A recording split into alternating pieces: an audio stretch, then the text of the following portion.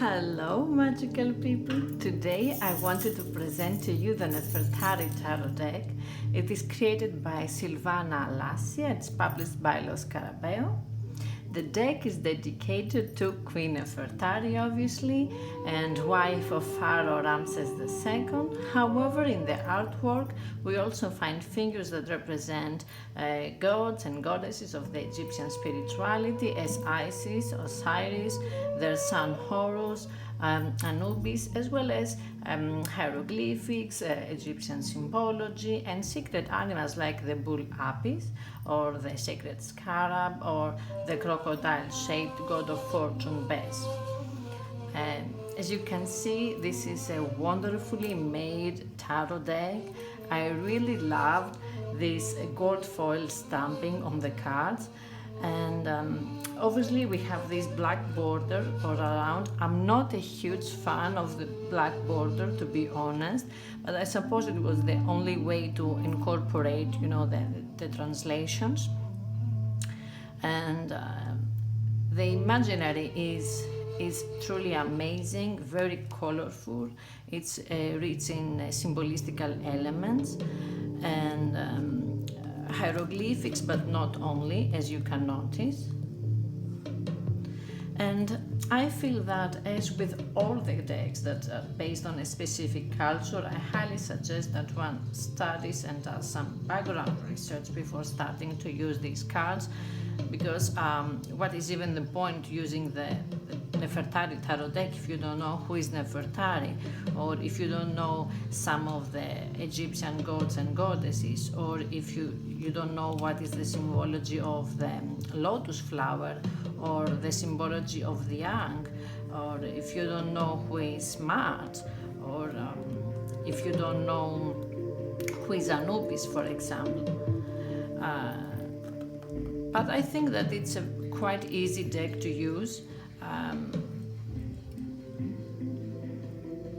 As far as the court cards go, the creator has made a statement that the court cards of the Chalices could represent someone with blonde hair.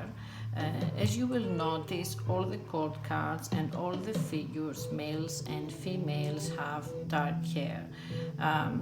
So it's up to you if you want to follow this interpretation. In my opinion, not all the cards are meant to represent physical characteristics. Mostly they are meant to describe intentions or actions or thoughts or feelings. So if someone is blonde hair or dark hair, it's not that important, but it's up to every reader to decide that. Another very important detail that I would like to mention is that some of the cards have different meanings compared to the usual one. This is because the creator gives a totally different interpretation. For example, in the Two of Pentacles, I've noticed that she gives the interpretation of amusement, of written messages, but also obstacles or deceit or concern. It's a little bit contradictory, so it's up to you if you want to adopt this interpretation, or if you want to use the usual one, or you just want to get inspired from the figures and the image. Another example I could use is the Two of Wands. You can see here a figure standing and using a staff for help, and this could indicate disease, sadness even, or uncertainty in abundance, vanished occasions. Again, it's different meaning compared to the usual Two of Wands meaning, right? But generally the cards have more or less the same meaning as with usual of the tarot decks.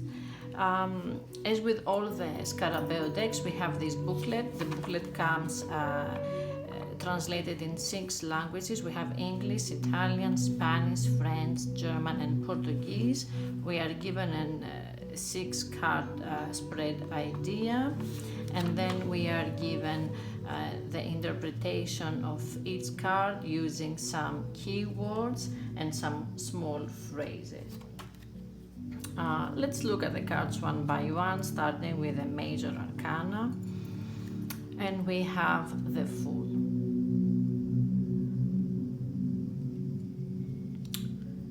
The Magician.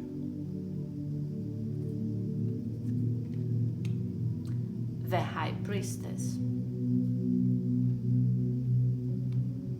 The Empress. The Emperor.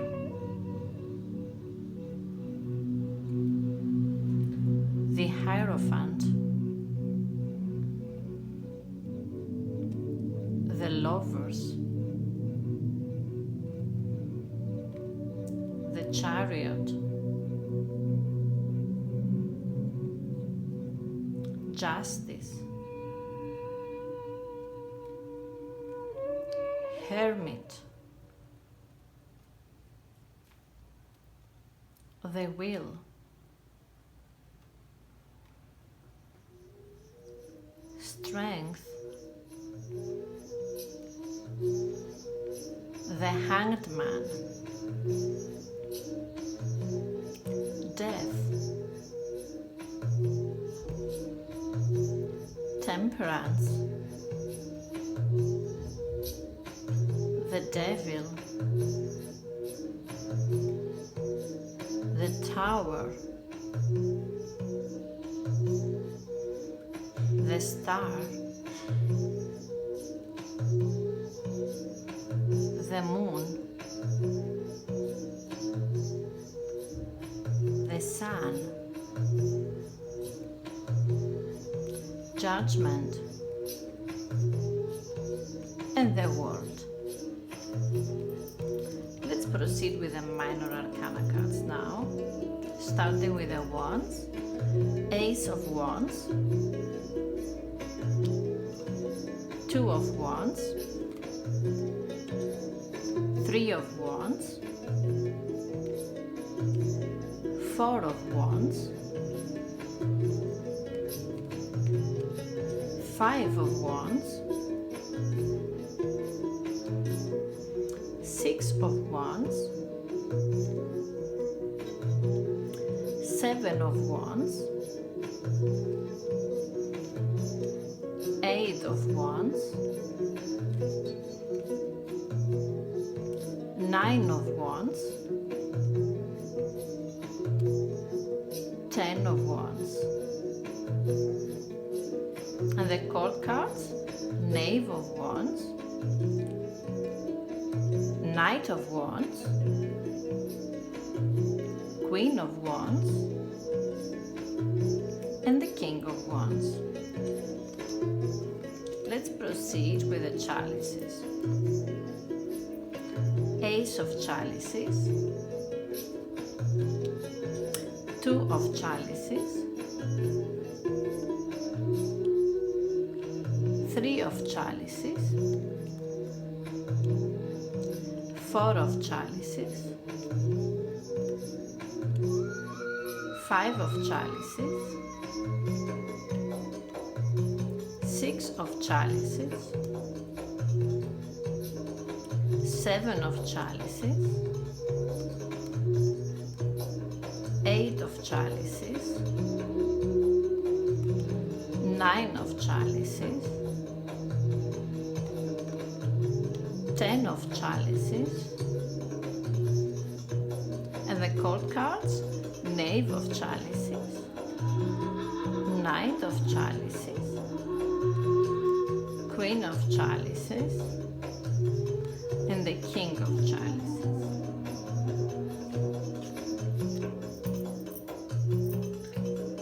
Onto the swords now. Ace of Swords, Two of Swords, Three of Swords, Four of Swords, Five of Swords, Six of Swords, 7 7 of Swords, 8 of Swords, 9 of Swords, 10 of Swords, and the court cards, Knave of Swords, Knight of Swords, Queen of Swords, and the King of Swords. And lastly, the Pentacles, Ace of Pentacles, 2 of Pentacles, 3 of Pentacles, 4 of Pentacles, 5 of Pentacles, 6 of Pentacles, 7 of Pentacles, 8 of Pentacles, 9 of Pentacles, 10 of Pentacles, and the court cards, Knave of Pentacles, Knight of Pentacles, Queen of Pentacles, and the King of Pentacles. So these are the cards. I feel that if you really take the time to study a little bit of the Egyptian culture, you're gonna truly enjoy the deck. Let's see the size of the cards. It's 6.5 centimeters per 12 centimeters as per usual for the Scarabeo cards. I hope you enjoy the presentation. Thank you so much.